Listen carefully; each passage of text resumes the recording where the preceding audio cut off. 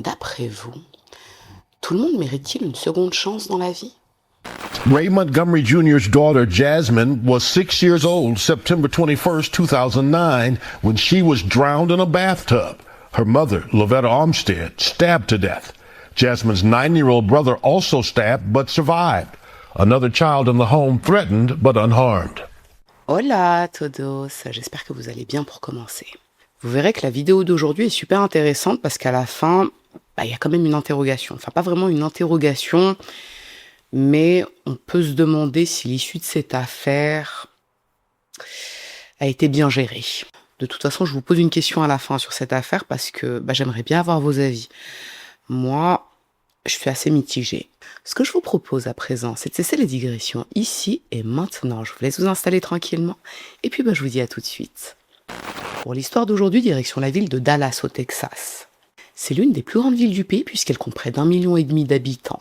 Et c'est dans cette ville que le 21 septembre 2009, la police va recevoir un appel très étrange et très inquiétant.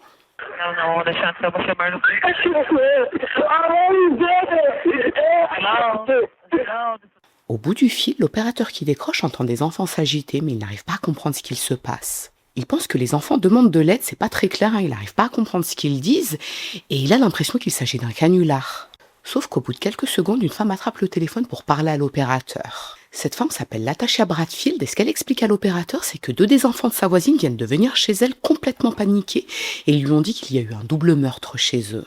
L'un des 2 enfants est même blessé, il saigne au niveau du ventre. Il faut envoyer les secours de toute urgence. Pour comprendre ce qu'il s'est passé ce jour-là, je vous propose de revenir en arrière et de vous présenter Gary Green. Gary Green est né en mars 1971 à Dallas et il est le fils de Mary Sampson. Il a un petit frère, Nissa Snow, et même si on n'a pas d'infos sur leur père, on sait qu'ils n'ont pas le même père et que les hommes étaient a priori très violents avec leur mère. Il l'était également avec les enfants. Le père de Gary l'a abandonné quand il avait environ 2 ans, donc il ne l'a pas vraiment connu.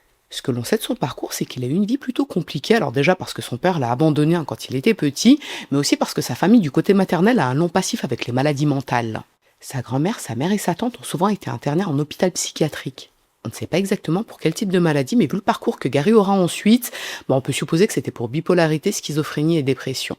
En tout cas, à cause de ça, Gary n'a jamais été proche de sa famille. C'était un petit garçon qui a été très renfermé. Et apparemment, il a lui aussi souffert de troubles mentaux depuis petit. Cette partie de sa vie n'est pas documentée, mais apparemment sa famille ne prenait pas au sérieux ces troubles psychiatriques. En fait, on pensait que c'était un enfant qui était un petit peu compliqué. Sa mère se disait qu'en grandissant, les choses rentreraient dans l'ordre, et ça n'a pas été le cas. Les années passent et Gary est toujours enfermé sur lui-même et il a beaucoup de mal à aller vers les autres pour se faire des amis. Certaines sources racontent même qu'il a voulu se donner la mort quand il était adolescent, il a voulu sauter d'un toit mais il ne l'a pas fait. À la dernière minute, il s'est ravisé, mais on peut se dire que si c'est vrai, s'il a vraiment voulu se donner la mort, alors on peut imaginer qu'il souffrait réellement. Ce qui pourrait expliquer qu'il ne s'est jamais fait d'amis ou qu'il était assez marginalisé à l'école. Et sur le plan scolaire, ça a toujours été un élève très médiocre depuis petit. Apparemment, ses professeurs ne l'ont jamais vraiment aidé. En fait, ils pensaient qu'il n'était pas intéressé par les études, tout simplement. Ils se disaient pas qu'il avait des difficultés d'apprentissage. Non, ils se disaient qu'il n'était pas intéressé par l'école. Cela dit, il y a une chose dans laquelle Gary a toujours excellé. La drague. Alors je sais que ça peut paraître contradictoire parce que c'est un garçon qui était très renfermé, qui allait pas forcément vers les autres, mais en tout cas il plaisait aux femmes. C'est un beau garçon et il dégage une sorte de fragilité. Et ça donne envie aux femmes de le protéger. C'est un peu le syndrome de l'infirmière, ça. Les filles veulent prendre soin de lui. Alors on n'est pas trop sûr de la chronologie, mais après le lycée, à la fin des années 80, il se met en couple avec une dénommée Sholunda Ransom. Elle a plus ou moins le même âge que lui, la relation est très sérieuse dès le départ et ils ont rapidement 2 enfants ensemble. On n'a aucune information sur eux vu que leur vie privée a été protégée, mais apparemment c'est un garçon et une fille. Mais bon, dans la mesure où ils n'ont rien à voir avec cette histoire, on laisse ça de côté. Ce qui nous importe surtout, c'est que Gary a toujours été un homme très infidèle. Quand Sholunda est enceinte de leur premier ou de leur 2e enfant, elle apprend que Gary a mis une autre femme enceinte. On ne sait pas exactement combien il a eu d'enfants parce qu'il a pas mal fricoté à gauche et à droite, mais en tout cas officiellement, d'après les registres de l'État du Texas, il n'a eu que 2 enfants, ceux avec Sholunda. Et c'est à peu près à la même période qu'il commence à consommer de la drogue. Donc quand je vous dis que c'est à peu près à la même période, c'est à la fin des années 80, donc 87-88. Et pour le type de drogue qu'il consommait, c'était de la drogue dure, du crack, de la cocaïne, de l'héroïne, ce genre de choses. J'espère que YouTube va pas faire sauter ma monétisation. Quoi qu'il en soit, en 1989, il a arrêté et mis en examen pour possession de drogue, justement. Et pour info, lors de son arrestation, il s'est violemment battu avec la policière qui l'avait contrôlé. Il l'a tellement frappé qu'il l'a envoyé à l'hôpital. Elle y est restée pendant 1 mois. Alors étonnamment, Gary n'a été condamné qu'à 4 ans de prison avec sursis, assorti d'une mise à l'épreuve. alors qu'il a défoncé une policière. La seule explication que j'ai trouvée, c'est que dans la mesure où il était, on va dire, sous substance, sous drogue dure, ça a peut-être été une circonstance atténuante. Mais 1 an plus tard, il est une nouvelle fois arrêté, mais cette fois pour avoir braqué un supermarché avec une arme. C'était un Walmart apparemment, Gary y travaillait, il venait d'être licencié, donc pour se venger, il a braqué ce supermarché. Il est condamné à 20 ans de prison cette fois, et pendant son incarcération, lui et Sholunda se séparent. Sholunda, c'est la femme avec qui il a eu 2 enfants. Normalement, il aurait dû rester en prison jusqu'en 2010, vu qu'il a été condamné à 20 ans, mais il est libéré au milieu des années 2000. Alors, ce qu'il s'est passé, c'est que pendant son incarcération, lui et une surveillante pénitentiaire ont entamé une liaison, Belinda Lacey. Et vu que Belinda était très très amoureuse de lui, l'a aidé à monter son dossier de demande de libération conditionnelle. Et ça a fonctionné. Quand Gary sort de prison, lui et Belinda se marient aussitôt, mais ils divorcent rapidement. Alors, on ne sait pas pourquoi, mais on suppose que c'est à cause des nombreuses infidélités de Gary, parce que c'est pas ce qu'on peut appeler un homme fidèle ou un homme constant avec les femmes. Mais vous verrez que ça a aussi peut-être un rapport avec la violence de Gary.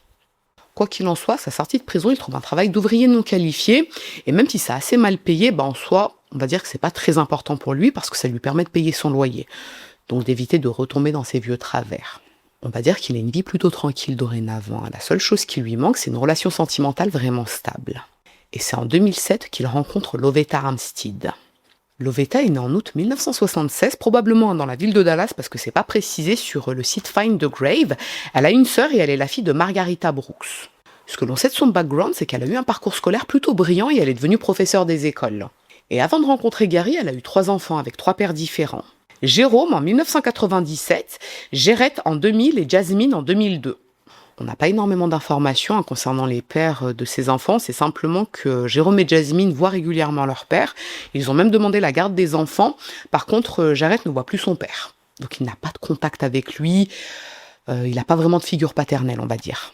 Et ce détail a quand même son importance dans cette histoire, je trouve, parce que quand Lovetta rencontre Gary et qu'elle le présente à ses enfants, Jarrett considère très rapidement Gary comme son père, parce qu'il n'a pas de figure paternelle, justement. Ceux qui ont connu Lovetta disent d'elle que c'est une très très bonne mère. Alors oui, c'est vrai qu'elle a une situation un petit peu atypique, 3 enfants avec 3 pères différents, mais elle s'en fout en réalité du jugement des gens. Le plus important pour elle, c'est que ses enfants s'entendent bien entre eux et qu'ils ne manquent de rien. En tout cas, quand Gary et Lovetta se rencontrent et qu'ils commencent à faire connaissance, Gary se montre tout de suite transparent avec elle. Il lui dit qu'il a fait de la prison, qu'il a fait pas mal de conneries dans sa vie, mais c'est du passé ça. À présent, il aspire à une vie stable. Même si on pourrait légitimement avoir des appréhensions par rapport à ce type de parcours, Lovetta part du principe qu'effectivement c'est du passé.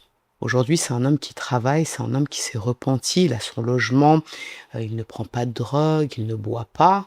Pourquoi est-ce qu'il n'aurait pas le droit à une seconde chance dans la vie? En plus de ça, il n'a violé ou tué personne. Alors oui, c'est vrai que c'est grave de commettre un braquage à main armée qui plus est, mais il n'a pas commis l'irréparable, comme on dit. Lovetta lui donne sa chance, ils se fréquentent et à partir de là, Gary tombe fou amoureux d'elle. Il la trouve belle, il trouve que c'est une femme qui est intelligente, elle est gentille, elle a une vie tranquille et c'est une très bonne mère. Ça, c'est vraiment une constante chez ceux qui ont connu Lovetta, ils disent tous que c'était une très très bonne mère. Et pour Gary, il n'y a pas de doute possible, Lovetta, c'est la femme de sa vie. Il a l'impression qu'il n'a jamais aimé une femme aussi intensément de sa vie. En plus, elle lui apporte un équilibre familial qu'il n'a jamais eu par le passé. Les enfants de Lovetta l'adorent, la famille de Lovetta l'apprécie beaucoup. On va dire que tout roule comme sur des roulettes. Gary s'installe avec Lovetta et ses enfants dans le quartier d'Oak Cliff et 2 ans plus tard, en juin 2009, ils se marient. Et c'est précisément à partir de là que tout déraille.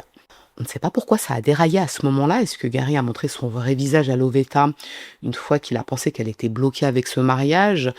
Ou est-ce que c'est dû à sa santé mentale? Mais en tout cas, à partir de là, Gary se montre violent avec Lovetta et ses enfants. Au départ, il frappe uniquement les enfants et quand Lovetta lui demande d'arrêter, il lui dit que c'est pour les éduquer. Parce que les enfants auraient besoin d'un cadre et très rapidement, il s'en prend également à Lovetta. Les voisins sont témoins des accès de violence de Gary. Ils entendent les cris en provenance de la maison, mais personne n'ose intervenir. Pour vous remettre un petit peu dans le contexte, on est quand même à la fin des années 2000. Alors oui, tout le monde sait que les violences intrafamiliales, ça existe, mais les gens se disent que ça ne les regarde pas. On voit ça davantage comme un problème de famille qui se règle en famille, justement. Et les gens se disent également que s'ils vont parler à Lovetta et qu'ils lui demandent de divorcer, elle pourrait très bien les envoyer bouler. Il y a souvent un problème d'emprise dans ce type de relation et de toute façon, c'est pas rare que la police refuse d'intervenir pour des violences conjugales. En fait, on se dit que voilà, ce sont des choses qui arrivent, ils vont se calmer, le mari va se calmer, il a peut-être bu un coup de trop, il faut le laisser se calmer. On pense même parfois que ça peut aggraver la situation si on intervient. Ce que l'on sait avec certitude, en revanche, c'est qu'au mois d'août 2009, Gary est interné dans l'hôpital psychiatrique de Timberlawn. On ne sait pas si c'est lui qui a décidé d'y aller ou s'il a été interné de force à la demande de Lovetta, mais c'était à cause d'un trouble dépressif. Et lors de son séjour, les médecins notent qu'il présente des signes de troubles paranoïaques, bipolaires et schizophréniques, en plus d'avoir des idées suicidaires. Je pense que c'est quand même utile de faire le point sur ces différents troubles, parce qu'à mon sens, ça a quand même toute son importance dans cette histoire. Et vous ne m'en voudrez pas bien sûr, mais je vais lire mes notes parce que c'est quand même assez technique. Alors tout d'abord, le trouble paranoïaque. C'est un trouble mental qui est caractérisé par une méfiance excessive et persistante envers les autres. La personne qui en souffre est convaincue d'être trompée, persécutée ou menacée, sans aucune preuve. Tout est propice à l'interprétation, les paroles, les gestes ou les événements anodins qui sont souvent perçus comme ayant un sens caché, généralement menaçant ou dirigé contre soi. Le trouble bipolaire, c'est un trouble de l'humeur qui est caractérisé par une alternance d'épisodes de dépression et d'épisodes de manie ou d'hypomanie. Ça entraîne donc des variations importantes de l'humeur, de l'activité et du comportement. Et si je vous dis pas de bêtises, avant on appelait ça maniaco-dépressif. Il y a les phases de manie où la personne est tout le temps heureuse, elle fait des trucs vachement positifs, on va dire ça comme ça, et les phases de dépression, où la personne est au bout de sa vie, elle est triste, et elle broie du noir, et elle a des idées suicidaires. Et le troisième trouble de Gary, c'est la schizophrénie. C'est un trouble chronique qui est caractérisé par une altération de la perception de la réalité. Ça peut associer des hallucinations, des idées délirantes, une désorganisation de la pensée et des difficultés dans le fonctionnement social et quotidien. J'ai quand même essayé de simplifier au max pour qu'on puisse se faire une idée de l'état mental de Gary, et c'est assez costaud. Pendant son hospitalisation, les médecins qui le suivent lui prescrivent un traitement, mais c'est tout, c'est-à-dire qu'il n'y a pas de thérapie. On n'essaie pas de comprendre d'où viennent ces troubles, on n'essaie pas de les soigner. Bon, à part avec des médicaments bien sûr, mais il n'y a aucun suivi. Et au bout d'une semaine, le psychiatre en charge de son traitement lui dit qu'il peut rentrer chez lui. Je dois quand même vous dire que pour cette partie de l'histoire, il y a deux versions. La première version, c'est que c'est le psychiatre qui l'a laissé rentrer chez lui, qui lui a dit qu'il était à présent sous traitement et qu'il pouvait partir. Et la deuxième version, c'est que c'est Gary qui a demandé à partir et l'hôpital ne pouvait pas le garder de force. Quand Lovetta découvre que Gary est sorti de l'hôpital psychiatrique, elle est dépassée par cette situation. Alors ok, elle l'aime, en tout cas la version de lui dont elle était tombée amoureuse, mais c'est beaucoup trop difficile à gérer comme situation, ça. C'est pas seulement elle qui est impactée par les problèmes de santé mentale de Gary, c'est également ses enfants, parce qu'il s'en prend à eux physiquement. Dès le retour de Gary chez elle, au début du mois de septembre, elle lui annonce qu'elle veut se séparer. En tout cas pour le moment. Ce qu'elle lui dit, c'est qu'elle a besoin de réfléchir à toute cette situation. Alors elle lui dit pas qu'elle se sépare définitivement, mais là tout de suite, dans l'immédiat, elle a besoin de se recentrer sur elle et sur ses enfants, parce que c'est sa priorité. Quand Gary entend ça, même s'il est très peiné, il accepte de partir. Il prend ses affaires et il s'installe ailleurs. Les jours qui suivent, lui et Lovetta continuent de garder le contact. Ils s'appellent, ils s'envoient des messages. C'est une rupture qui n'est pas vraiment définitive, comme je vous l'ai dit. Et c'est évident que Gary souhaite se remettre avec Lovetta, donc le fait de continuer à parler avec elle, ça lui fait garder l'espoir. Quelques jours après la séparation, à la mi-septembre, Gary appelle Lovetta et lui demande un petit service. Il lui dit qu'il a bientôt un rendez-vous avec son conseiller d'insertion, la personne qui le suit depuis sa sortie de prison. Le problème, c'est qu'il n'a pas encore pu faire son changement d'adresse, donc ce rendez-vous doit avoir lieu chez Lovetta. Il aimerait bien qu'elle accepte qu'il revienne, mais uniquement pour ce rendez-vous. C'est prévu pour le 21 septembre. Bon, en soi, c'est une explication qui tient la route. Ils viennent de se séparer, Gary n'a pas eu le temps de faire son changement d'adresse. Et en réalité, Lovetta n'a aucune rancœur contre Gary. Elle sait qu'il est malade, qu'il est suivi dorénavant pour ses troubles psychiatriques, donc elle veut pas compliquer sa réinsertion. S'il lui demande de venir pour ce rendez-vous avec son conseiller de réinsertion, elle va pas refuser. Donc elle accepte, ce qu'elle n'aurait jamais dû faire. Le 21 septembre 2009, en fin d'après-midi, Jérôme et Jared sortent de leur cours de catéchisme, mais leur mère n'est pas sur le parking pour les récupérer, comme elle le fait habituellement. Et à sa place, dans sa voiture, il y a Gary, qui est habillé tout en noir.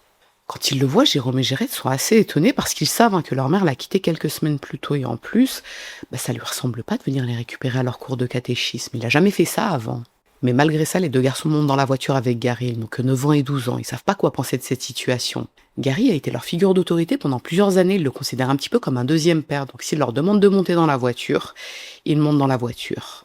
Les garçons et Gary se rendent chez Lovetta et quand ils rentrent dans la maison, il n'y a personne. En tout cas, les garçons sont assez étonnés parce qu'ils ne voient ni leur mère ni leur petite sœur. Gary ordonne à Jérôme de monter à l'étage pour prendre sa douche et il demande à Jared de le rejoindre dans la cuisine.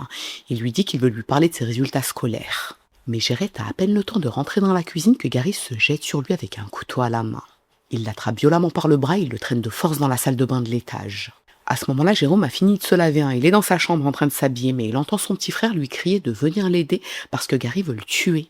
Jérôme retourne en courant dans la salle de bain et là, Gary le traîne de force à l'intérieur et il referme la porte derrière lui. Là, les deux garçons sont enfermés dans la salle de bain avec Gary qui a 3 couteaux avec lui. Je vous laisse un petit peu imaginer l'état de terreur de ces deux garçons qui n'ont que 9 ans et 12 ans et qui sont face à un homme d'1m90 pour 165 kilos avec 3 couteaux. Ils sont terrifiés. Gary s'assied sur le rebord du lavabo, il regarde les deux garçons et il leur demande pour quelle raison il ne devrait pas les tuer.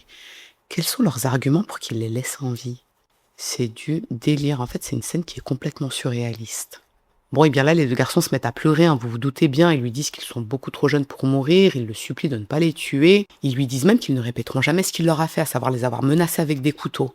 Gary les écoute attentivement, puis il attrape Jarrett et lui met un coup de couteau au ventre. Il essaie ensuite de l'égorger, mais Jarrett parvient à s'esquiver. On ne sait pas pourquoi, à ce moment-là, Gary se calme. C'est comme s'il reprenait ses esprits d'un coup. Là, Gary explique aux garçons qu'il ne veut pas leur faire de mal. Bon, il a quand même mis un coup de couteau à Jarrett, hein, mais heureusement pour lui, c'est pas un coup mortel. Là. Il leur dit qu'il veut juste leur parler de leur mère, Lovetta. Il a des questions à leur poser. Alors, c'est pas des questions forcément très importantes. Hein, les garçons essaient d'y répondre du mieux qu'ils peuvent. Mais c'est surtout qu'ils sont terrifiés. Et ils ne comprennent pas pourquoi leur mère n'est pas dans la maison. Pourquoi est-ce qu'elle n'est pas là pour les secourir? Où est-ce qu'elle est? Après quelques minutes, Gary les fait sortir de la salle de bain et il les traîne de force dans la chambre de Lovetta. Et quand ils rentrent à l'intérieur, les deux garçons voient le corps de leur mère allongé au sol et recouvert de sang. Elle ne bouge pas et elle est complètement mutilée, hein, de la tête aux pieds. C'est comme si on lui avait donné des dizaines de coups de couteau sur tout le corps. Il n'y a pas vraiment de doute possible, elle est morte.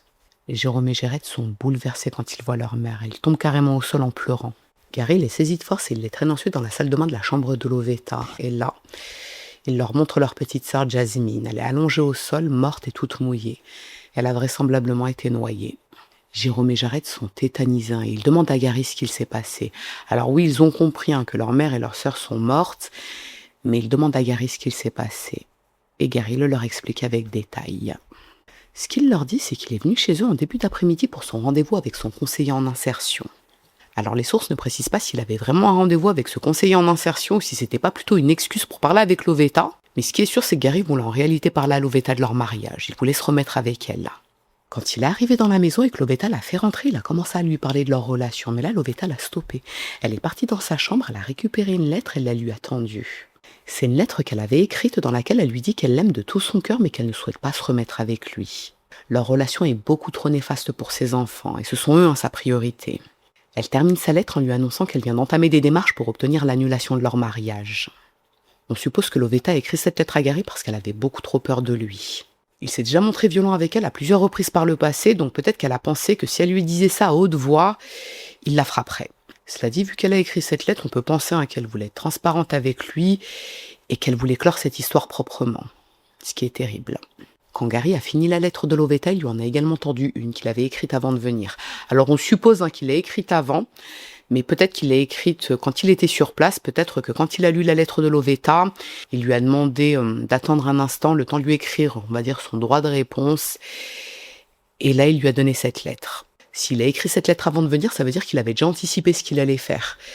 Mais comment il pouvait savoir que Lovetta le rejetterait? Du coup, on pense qu'il a écrit cette lettre sur place. Alors, dans cette lettre, Gary explique à Lovetta qu'elle a fait de lui un monstre et qu'il va donc se comporter comme tel en tuant toute sa famille et en se donnant la mort ensuite. Et il insiste bien sur le fait que c'est entièrement de sa faute à elle. Et comme je vous l'ai dit, tout le déroulé des événements, Gary l'explique aux deux garçons. Pendant que Lovetta lisait la lettre, Gary s'est rendu dans la cuisine et il a récupéré du scotch et un couteau. Puis il s'est rendu dans la chambre de Jasmine à l'étage vu qu'elle était dans la maison. Et la petite n'a pas eu le temps de comprendre ce qu'il se passait que Gary s'est jeté sur elle. Il l'a bâillonnée avec le scotch et lui a attaché les mains également avec du scotch. Jasmine n'avait que 6 ans, donc elle ne pouvait pas se défendre. Et après ça, Gary l'a ramenée dans la chambre de Lovetta. En fait, à ce moment-là, Lovetta était toujours en train de lire la lettre, donc elle n'a pas vu ce qu'il se passait. Quand elle a vu sa fille bâillonnée, elle s'est jetée sur Gary pour la défendre, mais elle n'avait aucune chance. Comme je vous l'ai dit, Gary mesure 1m90 pour 165 kg. Elle faisait pas le poids. Leur lutte a quand même duré un peu plus d'1 heure, d'après les dires de Gary, et quand Lovetta est tombée au sol, il l'a poignardée à 25 reprises, devant Jasmine. Quand il a compris que Lovetta était morte, il a saisi Jasmine et il l'a ramenée dans la salle de bain pour la noyer. Il l'a ensuite sortie de l'eau, il l'a déposée au sol et il a pris une douche pour se nettoyer du sang de Lovetta. Il s'est ensuite rendu à l'église pour récupérer les deux garçons parce que son plan c'était de les tuer aussi, comme il l'avait expliqué dans sa lettre. Mais voilà qu'il leur explique ce qu'il a fait. Il se justifie auprès des deux garçons, il ne les tue pas.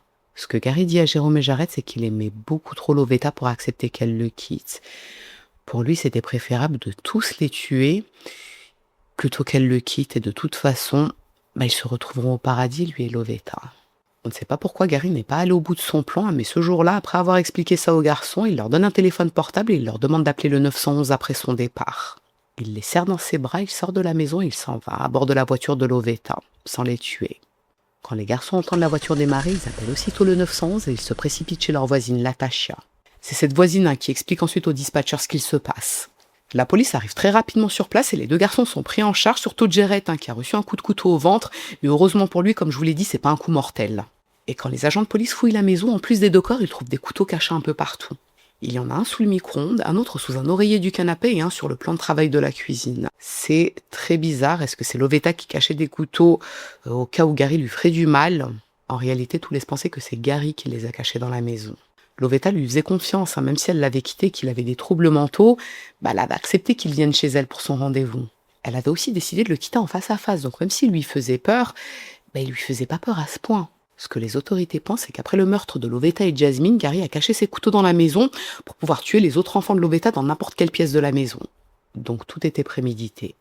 Les autorités lancent aussitôt un avis de recherche et le soir même, des agents de police se rendent chez Marie, la mère de Gary, pour lui dire ce que son fils a fait et pour vérifier s'il est chez elle, mais c'est pas le cas. Il est pas là. Mais après leur départ, Marie appelle aussitôt son fils pour lui demander où il se trouve et si c'est vrai, s'il a vraiment tué Lovetta et sa fille. Et Gary répond. Au cours de cet appel, Gary jure à sa mère qu'il n'a rien fait, ce n'est pas lui qui a tué Lovetta et sa fille, il le jure. Et il lui dit qu'il vient d'avaler une boîte entière de Tylenol et de Benadryl pour se donner la mort, mais ça ne fonctionne pas. Le Tylenol, je vous en ai déjà parlé dans cette vidéo, c'est un antalgique à base de paracétamol, et le Benadryl, c'est un antihistaminique. En gros, c'est comme s'il avait avalé une boîte entière de Doliprane et d'antihistaminique. Gary donne ensuite sa localisation à sa mère et Marie et le frère de Gary décident d'aller le chercher. Les sources ne précisent pas à quel endroit ils l'ont trouvé, mais c'est vraisemblablement à Dallas, et quand ils arrivent sur place, ils supplient Gary de se rendre aux autorités. Il ne pourra pas se cacher indéfiniment, et il risque en plus d'être abattu par la police si on le trouve. Donc le mieux c'est de se rendre. Gary accepte, et cette nuit-là, vers 2h du matin, il se rend au commissariat de police avec sa mère et son frère pour se rendre. Et il avoue tout. Oui, c'est bien lui qui a tué Lovetta et Jasmine, mais il le regrette profondément. I couldn't find out we were getting divorced, and I knew nothing about it. We've been married less than 90 days, but he wanted divorced. I felt betrayed. And then I got these voices telling me, hey man, you can't let her do you like that. My plan was to kill all of us. Take everybody. Yeah, so we can feel in the afterlife we all could have been a happy family. Ce qu'il dit, c'est que s'il les a tués, c'est parce qu'il entendait des voix. Ces voix disaient que Lovetta et ses enfants complotaient contre lui parce qu'ils lui voulaient du mal. Et pour régler ce problème, il fallait les tuer, tous. Et ensuite, il se retrouverait au paradis. Est-ce que Gary joue la carte de la folie ou est-ce qu'il est vraiment fou? C'est pas rare que des personnes mises en cause dans des affaires criminelles parlent de voix, ce genre de choses.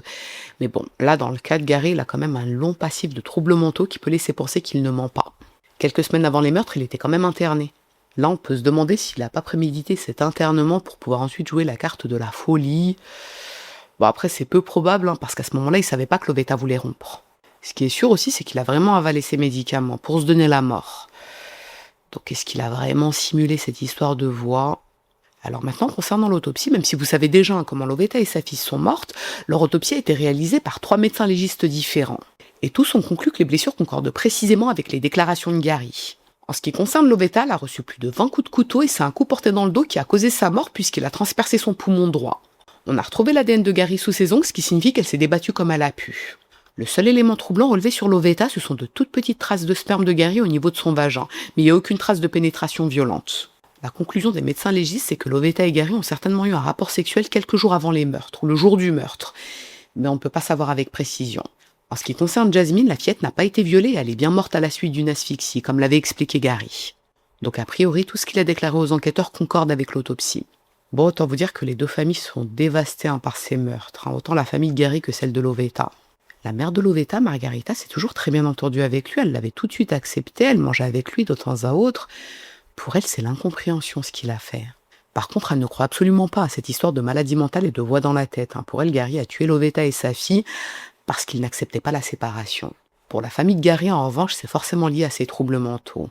Il a toujours eu des problèmes de santé mentale d'après eux, depuis tout petit, et ça s'est accentué avec les années. La preuve en est, c'est qu'il a été hospitalisé quelques semaines avant les meurtres, et on lui avait diagnostiqué de la bipolarité et de la schizophrénie. Ça peut pas être une coïncidence, ça, pour eux. Et en réalité, vous verrez que c'est tout l'enjeu dans cette affaire. Est-ce que Gary a agi à cause de ses troubles mentaux, ou est-ce qu'il était conscient de ce qu'il faisait? Le procès de Gary Green s'ouvre à Dallas le 26 octobre 2010 et ce qui se joue, comme je vous l'ai dit, c'est l'état de santé mentale de Gary, pas sa culpabilité vu qu'il est passé aux aveux. Et c'est là qu'on va avoir des témoignages très intéressants. Tout d'abord, celui de sa première compagne, Sholunda, celle avec qui il a eu 2 enfants. Ce qu'elle raconte, c'est que Gary a toujours été très violent avec elle, y compris quand elle était enceinte. Elle dit qu'une fois, il l'a étranglée jusqu'à ce qu'elle perde connaissance carrément. Et quand elle s'était réveillée, il était parti, il avait emporté les meubles de l'appartement avec lui. Donc Gary a des antécédents de violence conjugale avec Sholunda. Et c'est pas la seule. Une femme du nom de Jennifer Wheeler témoigne également de ça. Elle fréquentait Gary en 1988, mais elle l'avait quitté. En août 1989, quelques mois après la rupture, elle avait accepté de le revoir. Elle était montée en voiture avec lui et sur le trajet, il s'était mis à la frapper violemment à la tête. Il lui avait même cassé une dent et après ça, il avait essayé de l'étrangler avec des lacets et de la poignarder à la poitrine. Jennifer était terrifiée, mais elle avait gardé son sang-froid. Elle avait parlé avec douceur à Gary, alors qu'il était hors de lui. Du coup, il s'était calmé, il avait accepté de la conduire à l'hôpital. Il avait apparemment été arrêté, il avait même plaidé coupable, mais il n'y a aucune mention de cette condamnation dans son historique de condamnation. Donc la seule explication possible, pour moi, c'est que les poursuites ont ensuite été abandonnées. En tout cas, ces 2 témoignages nous confirment 2 choses. Gary est très violent et il ne supporte pas d'être quitté. Pour les avocats de Gary, ces comportements remontent en réalité à son enfance, dans la mesure où il a grandi dans un environnement très violent. Son père et son beau-père battaient sa mère. Eh bien, il a reproduit ces schémas. Il est passé de victime à bourreau. Il est coupable de ces meurtres, il n'y a pas de doute possible, il l'a lui-même avoué, mais il faut prendre en compte son passif. Alors les gars, pour recontextualiser, on est quand même au Texas. Il y a la peine de mort, donc l'objectif de ses avocats, c'est de lui éviter la peine capitale. Logique. Ses avocats affirment aussi que si Gary avait pu bénéficier d'un meilleur accompagnement psychologique, il ne serait probablement jamais passé à l'acte. Selon eux, en 2009, il a quitté l'hôpital psychiatrique beaucoup trop tôt, alors qu'il était encore très instable. Et pour eux, les psychiatres qui le suivaient auraient dû le comprendre. Un psychiatre du nom de Gilbert Martinez témoigne à la barre parce qu'il a eu l'occasion d'examiner Gary quelques jours après les meurtres. Et ce qu'il dit, c'est que Gary souffre de nombreux troubles psychiatriques et il a également un gros déficit intellectuel. Il estime son QI à environ 80, sachant que la moyenne est à 100. Tous ces éléments laisseraient penser que Gary n'est pas responsable de ce qu'il a fait. Il n'était pas en pleine possession de ses moyens, tout du moins. D'après ses avocats, le discernement de Gary était altéré au moment du passage à l'acte. Alors il était peut-être pas totalement aboli, mais il était altéré. Par conséquent, on ne peut pas le juger au même titre qu'une personne qui sera en pleine possession de ses moyens. Le 28 octobre, Gary est reconnu coupable de double meurtre. Alors ça, comme je vous l'ai dit, c'était pas vraiment l'enjeu du procès. Ce qui est important surtout, c'est la peine. Est-ce que Gary va être condamné à la peine de mort ? Un crime de ce genre est généralement puni par la peine de mort au Texas, mais il faut que 2 circonstances soient réunies. Déjà, l'inculpé devait être conscient de ses actes au moment des faits. Logique. Et deuxièmement, il faut qu'il y ait un haut risque de récidive. Le 5 novembre, le tribunal rend sa sentence. Gary Green est condamné à la peine de mort. Les juges ont estimé qu'il était parfaitement conscient de ce qu'il faisait au moment des meurtres. Et en ce qui concerne le risque de récidive, vu l'historique de violence de Gary, oui, il y a un haut risque de récidive dans son cas. On peut pas tout mettre sur le dos de la maladie mentale à un moment donné. On est d'accord. À la suite de son procès, Gary fait appel et il va se lancer dans une multitude de procédures judiciaires, que ce soit auprès de la Cour d'appel ou de la Cour suprême. C'est en 2012, en 2013, en 2015, en 2019 et en 2021. Alors je pense pas que c'est forcément utile de revenir sur chacun de ces recours, parce qu'ils reposent essentiellement sur le même point, sa maladie mentale. Gary n'était pas en pleine possession de ses moyens au moment des meurtres, donc ce serait anticonstitutionnel de l'exécuter. Mais aucune de ces procédures n'a abouti, sa condamnation à mort est maintenue. Il y a quand même des militants contre la peine de mort qui ont tenté d'obtenir l'annulation de sa condamnation. Ils ont par exemple rédigé des courriers au gouverneur notamment pour demander que sa sentence soit commuée en prison à vie, mais ça n'a pas abouti non plus. Ce qu'il faut garder en tête quand même, c'est que le Texas, c'est l'État des États-Unis où il y a le plus d'exécutions dans le pays. Quoique j'ai lu que ces dernières années, la Floride est passée en tête, je crois. Les États qui exécutent le plus, ce sont le Texas, le Missouri et la Floride. Et on avait le Texas en tête de liste et la Floride est passée juste au-dessus depuis quelques années, si je vous dis pas de bêtises. Et pour info, ceux qui se sont opposés à la peine de mort de Gary Green, c'est pas parce qu'ils le trouvaient charmant, sympathique ou touchant, loin de là. C'est déjà d'une part parce qu'ils s'opposent à la peine de mort, forcément. D'autre part, cette histoire-là de maladie mentale, c'est pas très clair. Franchement, c'est pas très clair. Il a quand même un historique de maladie mentale derrière lui. Donc on peut se demander s'il était effectivement en pleine possession de ses moyens au moment des meurtres. Et il y a aussi le fait qu'en 2010, il y a eu une grosse controverse aux États-Unis par rapport à la peine capitale. Enfin, aux États-Unis, dans certains États des États-Unis. Alors comme vous le savez, les États-Unis, c'est un pays fédéral dont chaque État a ses lois et sa façon de légiférer. Dans le cas de la peine de mort, les méthodes d'exécution varient d'un État à l'autre. Actuellement, c'est majoritairement l'injection létale qui est pratiquée parce qu'elle est considérée comme moins douloureuse et moins dégradante pour les condamnés à mort, contrairement à la chaise électrique. Mais quand on parle d'injection létale, en réalité, c'est un terme qui regroupe plusieurs types d'exécution. Parfois, ça consiste à administrer une première substance anesthésiante pour endormir le condamné à mort, puis on administre une ou deux autres substances qui permettent d'arrêter le cœur. En théorie, le condamné à mort ne souffre pas. Au Texas, on n'administre qu'un seul produit, le pentobarbital. C'est un barbiturique qui est également très utilisé pour les euthanasies d'animaux ou pour les suicides assistés. Le problème, c'est que pendant des années, le pentobarbital qui était utilisé au Texas était périmé. Ça engendrait des souffrances terribles pour les condamnés à mort. Donc à cette époque, les militants anti-peine capitale se battent d'une part pour que la peine capitale soit abolie, mais aussi pour qu'on exécute les gens dans de meilleures conditions, on va dire. Bon, je sais que pour certains, ça reste un détail, hein. Certains doivent se dire, ouais, on s'en fout, quoi, c'est un condamné à mort, qu'il meure, hein, que ce soit dans la souffrance ou pas. Mais en vrai, je peux comprendre leur combat, parce que je me dis, imaginez, une personne est condamnée à la peine capitale, alors qu'elle est innocente. Ça arrive encore aujourd'hui. Donc quoi, le gars il est innocent et il est condamné, il est reconnu coupable et en plus de ça il va crever dans des conditions atroces. Ouais. Bon, de toute façon dans le cas de Gary, les démarches des militants ne parviennent pas à empêcher son exécution. Le 7 mars 2023, il est exécuté par injection létale à la prison de Huntsville au Texas. Dans la mesure où c'est possible d'assister à ces exécutions, ce jour-là, la mère et la sœur de Lovetta, ses deux fils, Jérôme et Jared, qui étaient âgés de 26 ans et 23 ans, et Roy Montgomery, le père de Jasmine, sont présents. Et avant de mourir, Gary tient encore une fois à présenter ses excuses à la famille de Lovetta. Je vais vous lire ce qu'il a lu parce que je trouve que c'est malgré tout intéressant et important. Gary Green. Je suis désolé. Non, je ne suis pas désolé. Je vous présente mes excuses pour tout le mal que je vous ai causé, à vous et à votre famille. Nous avons mangé ensemble, nous avons partagé le pain, nous avons ri et pleuré ensemble comme une famille. Je suis désolée de vous avoir déçu, je ne peux plus rien y faire. Je ne dis pas ça simplement parce que je suis allongée sur ce brancard. Nous ne faisions qu'un et j'ai brisé ce lien. À tort ou à raison, j'ai pris non pas une mais deux personnes que nous aimions tous. Et j'ai dû vivre avec ça tant que j'étais ici. Je vous demande de me pardonner non pas pour moi mais pour vous tous. Je m'apprête à rentrer chez moi et vous resterez ici. Je veux m'assurer que vous ne souffrirez pas. Vous devez me pardonner pour guérir et aller de l'avant. Désolé Jared, je t'ai toujours aimé et je t'avais dit que je ne te dirai jamais au revoir, mais ceci est un au revoir. Je ne peux rien faire pour amener ta mère et ta sœur et s'il y a bien une chose à retenir de l'homme que j'étais, c'est que je n'ai jamais cessé de vous aimer tous. On se reverra de l'autre côté. Que Dieu vous bénisse. J'en ai fini, monsieur le directeur. Est-ce que Gary était sincère dans ses excuses ? Bon, je dois vous dire qu'il y a encore aujourd'hui un débat autour de cette affaire, autour de l'exécution de Gary Green. Certains se demandent s'il méritait vraiment la peine de mort vu ses antécédents de maladies psychiatriques. Est-ce qu'il serait passé à l'acte si l'hôpital psychiatrique ne l'avait pas renvoyé chez lui ? Mais pour d'autres, en revanche, Gary était une cause perdue, justement à cause de ses antécédents psychiatriques. Bon, en vrai, chacun a son avis sur la question, mais la famille de Lovetta s'est dit soulagée par cette exécution. Pour eux, notamment pour Margarita, la mère de Lovetta, justice a enfin été rendue. I'm not glorifying the event, but I do feel like it's justice for the way that Jasmine had to die, the way that Lovetta was murdered. I feel like it's finally justice. Donc, à présent, ma question pour vous. Est-ce que Gary Green méritait vraiment la peine capitale ? Si oui, pourquoi ? Et sinon, pourquoi ?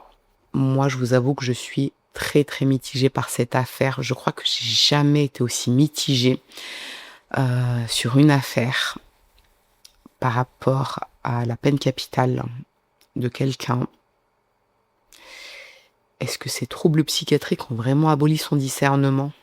Mais la question que je me pose, c'est comment il a fait pour tout préméditer comme ça ? Le fait d'avoir caché des couteaux dans la maison, le fait d'être allé récupérer les enfants à la sortie de l'église, et quand il a laissé les enfants dans la maison et qu'il est reparti, il a zoné en voiture. Si son plan c'était vraiment de mourir et d'aller au paradis là, dans sa crise psychotique, pourquoi il s'est pas poignardé lui aussi ?